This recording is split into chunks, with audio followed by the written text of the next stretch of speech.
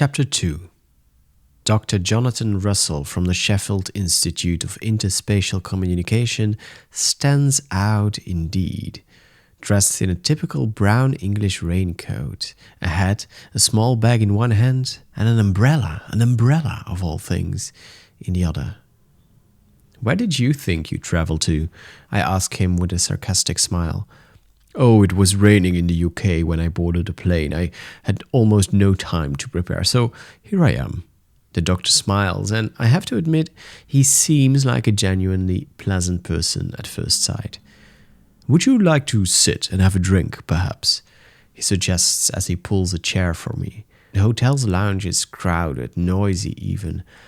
I don't like it here. But we sit down, I order my usual. The doctor orders coffee, pretty odd for an Englishman.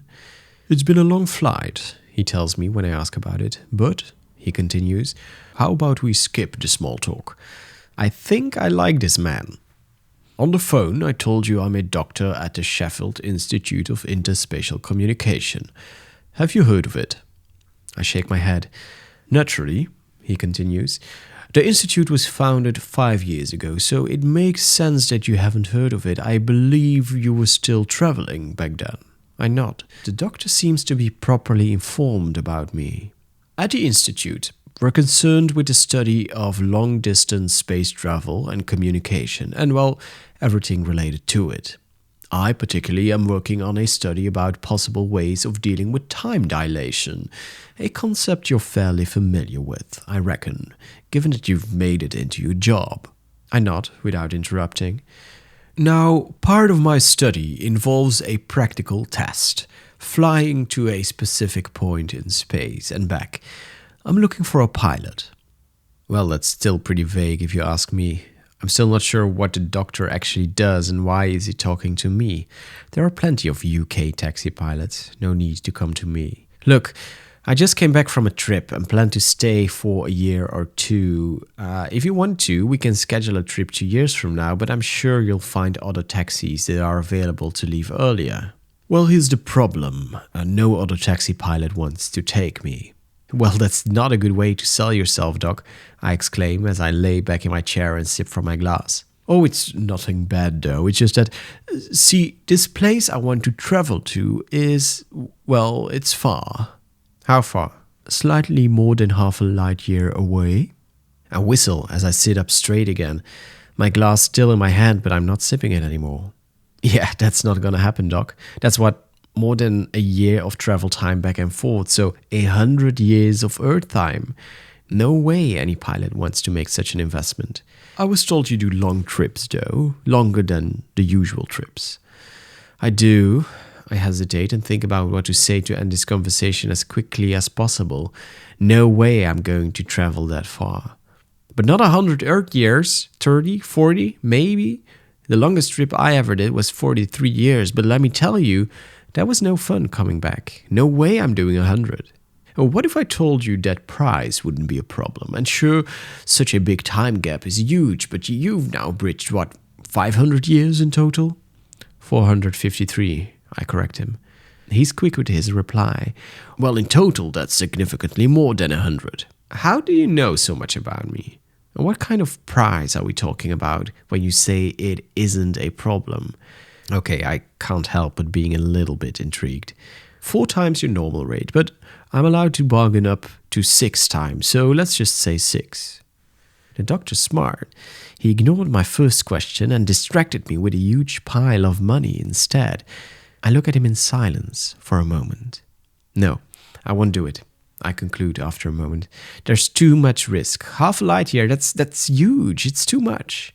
The doctor looks at me, disappointed, but I can also see a level of understanding in his eyes.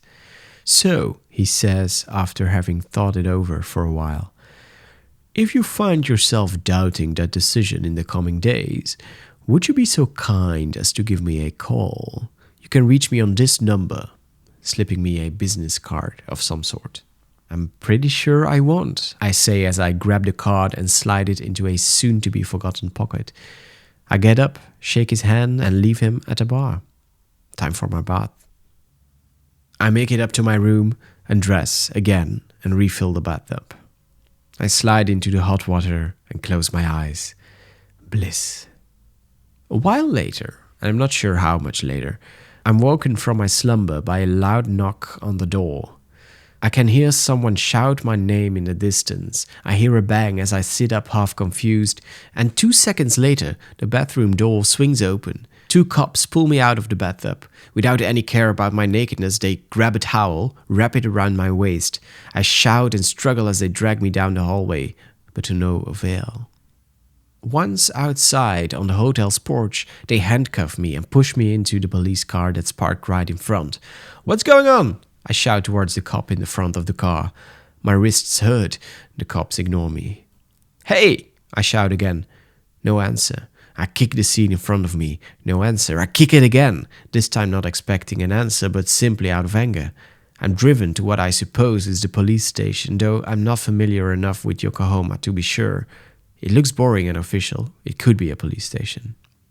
The cops lead me down the hallway, dressed only with a towel around my waist, mind you. Somewhere along the hallway, they stop at a random door, open it, and lead me in. They remove my handcuffs as I sit down on one of the 2 chairs in the room. "What is going on?" I demand once more. No answer. They both exit the room and the lock clicks shut. I look around. What is this place? Is this an interrogation room? I've only seen them in detective series. It looks like an interrogation room, with the 2 chairs, the table in between the mirrored glass. Yeah, this is an interrogation room. "Hey!" I shout again, but there is only silence.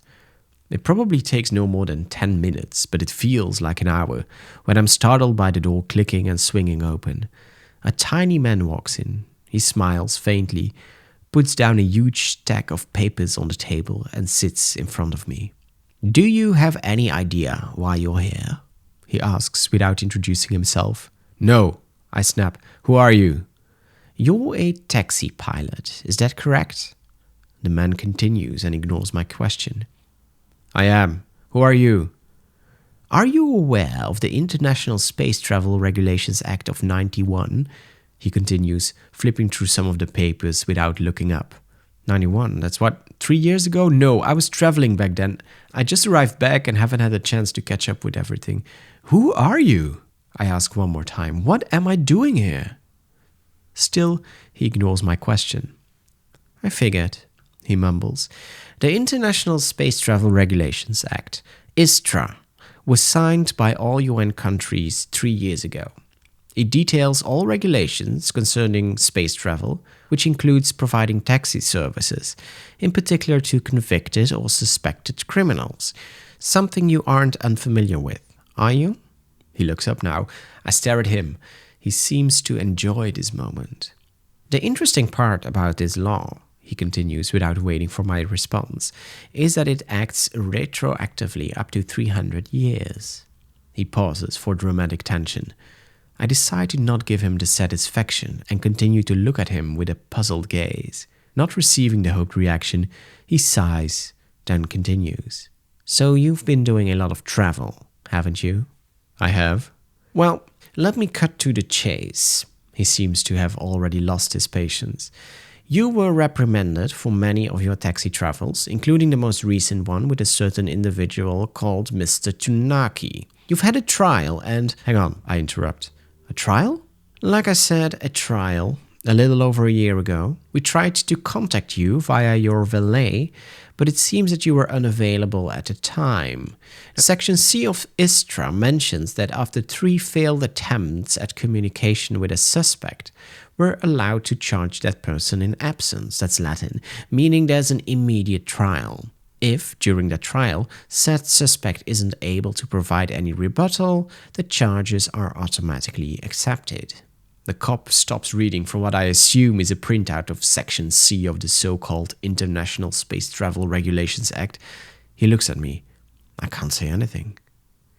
"Anyway," he concludes, "you've been convicted on all accounts. Since you weren't available at time of sentencing, you've received a suspended sentence as well as a fine. This last one will be automatically collected from your bank account now that you have been informed about the sentence. Any questions?" I look at him in disbelief.